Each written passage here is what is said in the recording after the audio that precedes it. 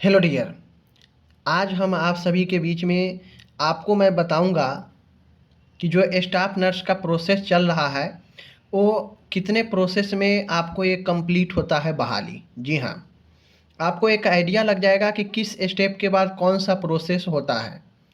जो बेसिकली बीटीएसी, जी हाँ, जो बेसिकली आपका जो बीटीएसी है, बीटीएसी का जो सिस्टम है वो कैसे आपका जो है प्रोसेस आगे बढ़ाता है, किस प्रोसेस के बाद कौन सा प्रोसेस को शुरू करता है। आज हम लोग आपको स्टाफ नर्स को लास्ट तक ज्वाइनिंग वाला प्रोसेस तक मैं आपको बताऊंगा। सबसे पहले बीटीएसी का जो प्रोसेस नंबर 1 होता है, एग्ज़ाम के बाद, एग्ज़ाम लेने के बाद पहला प्रोसेस होता है वो होता है इनका आंसर की जारी करना। ठीक है, इनका होता है जो अपन आंसर की है वो जारी करते हैं, समझ गए ना, आंसर की ये जारी करते हैं। और आंसर की जारी करने के साथ में ये क्या करते हैं, ऑब्जेक्शन लेते हैं। क्या करते हैं, ऑब्जेक्शन लेते हैं क्वेश्चन के ऊपर। क्वेश्चन के ऊपर जो है ये क्या करते हैं, ऑब्जेक्शन जो है कैंडिडेट से लेते हैं।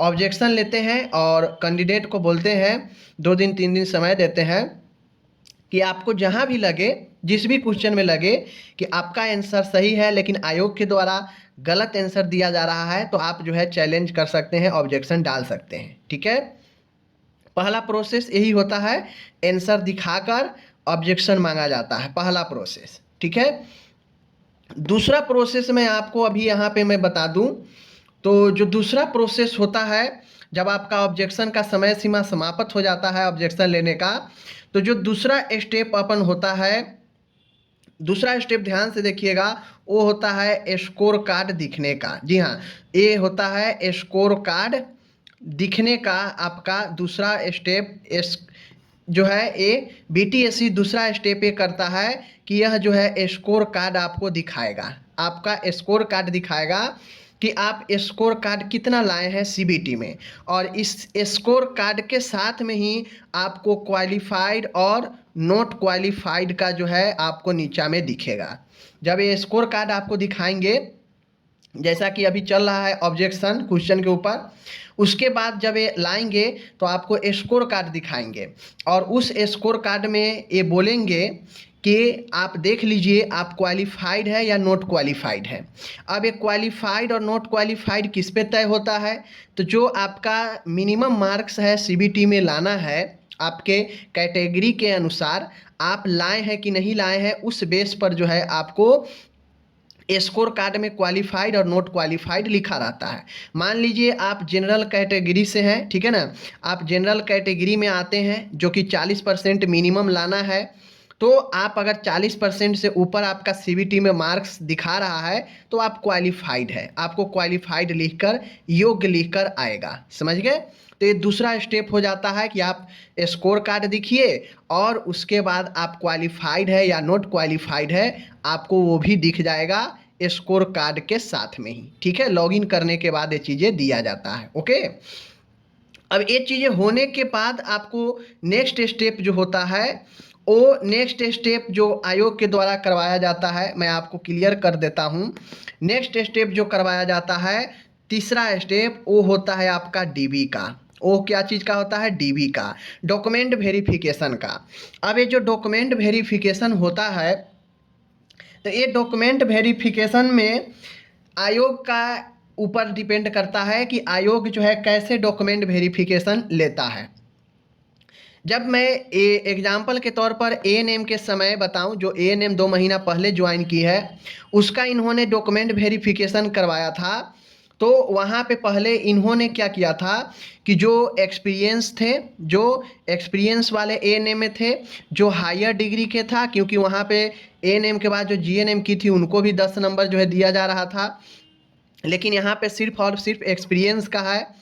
समझ गए, तो वहाँ पे आयोग ने एक्सपीरियंस और हायर डिग्री को रिजल्ट आउट करने से पहले ही जो है डीबी करवा लिया गया। समझ गए, योग दिखने और योग है या नहीं है, स्कोर कार्ड दिखने से पहले ही जो है ये एक्सपीरियंस और हायर डिग्री वाले को वहाँ पे डीबी करवा लिए, क्योंकि उनको जल्दी ज्वाइनिंग करवाना था। ठीक है, उसके बाद जब हायर डिग्री और एक्सपीरियंस का हो गया, डीबी हो गया, तो बच गया था जो सीबीटी में एग्ज़ाम में बैठे थे और जो क्वालिफाइड थे उनका कराना। तो जो सीबीटी स्कोर कार्ड में जिनका भी क्वालिफाइड था उनका कैटेगरीज वाइज अलग से जो है उनका दिया गया और जो है उनका डॉक्यूमेंट वेरिफिकेशन करवाया गया। समझ गए? तो तीसरा स्टेप जो है आपका होता है डीबी का। अब ये डीबी का काम जो आयोग है कैसे करवाएगा, आयोग के ऊपर है। क्या आयोग पहले पूरे एक्सपीरियंस वाले को इधर ही करवा लेगा डॉक्यूमेंट वेरिफिकेशन, या सबको एक साथ ही करवाएगा अलग अलग कैटेगरी के हिसाब से बांट कर, तो वो डिपेंड करता है आपको आयोग के ऊपर। लेकिन तीसरा स्टेप डीबी का होगा। चौथा स्टेप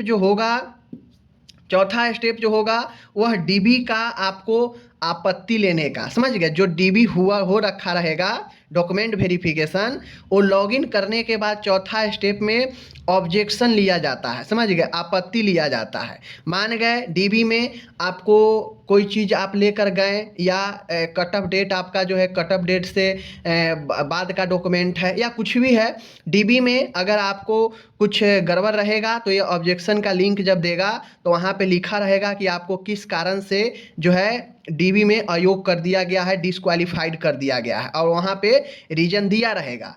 अगर आप उसके विरुद्ध में ऑब्जेक्शन करना चाहते हैं तो आप ऑब्जेक्शन वहाँ पे कर सकते हैं। दूसरा चीज़ें, ये जो ऑब्जेक्शन डॉक्यूमेंट के बाद जो ऑब्जेक्शन वाला लिंक देगा, इसी लिंक में आपको दिखेगा नॉर्मलाइज का मार्क।